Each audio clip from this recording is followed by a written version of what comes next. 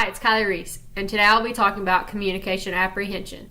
Communication apprehension is the fear or anxiety of real-life conversation in a real situation. This was found in McCorsky's 2001.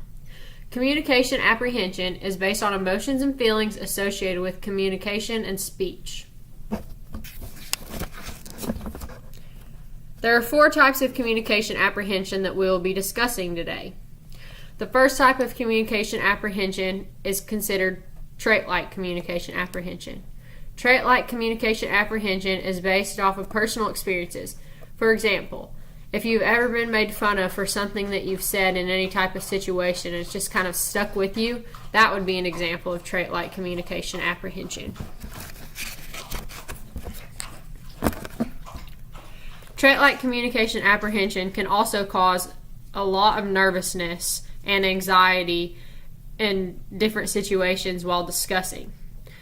This was found on Newlap 2004. The second type of communication apprehension I'll be discussing is called generalized context communication apprehension.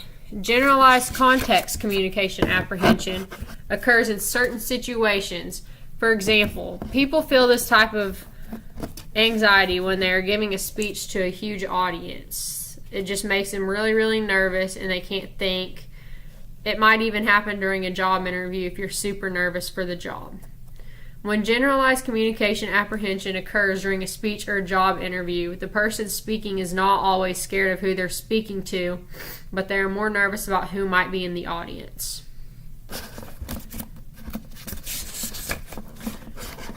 The third type of communication apprehension I'll be discussing is called person-group communication apprehension.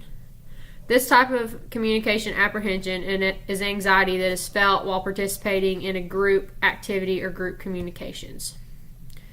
It can be felt while talking one-on-one with a professor or working and communicating with maybe a supervisor at work or working on a group project at school.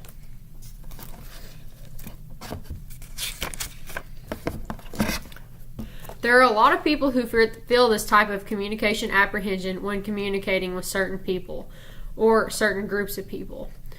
The last type of communication apprehension I'll be discussing today is called situational communication apprehension. Situational communication apprehension is an emotional response felt by almost everyone. This type of communication apprehension is very short-lived.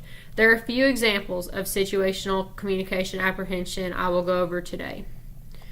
Maybe speaking to a significant other while in a fight, that could be communication apprehension because you're afraid to bring up the subject because you're afraid of what your significant other is going to say or what's going to happen. Another example would be taking an oral exam.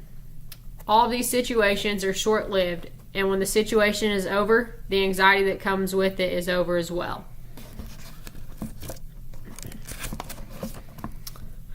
The last thing I'll be discussing in communication apprehension is my own personal experiences with it. I was always the super shy kid in class, and I just did not want anyone to talk to me because I was afraid that if someone talked to me, I would say something wrong and then they would make fun of me forever.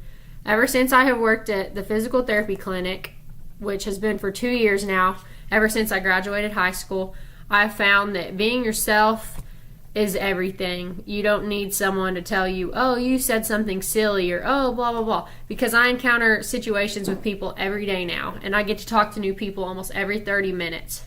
And it's amazing. The people love you, and they love to hear what you have to say, and they just want to keep coming back and talking, and it makes their exercise so much easier.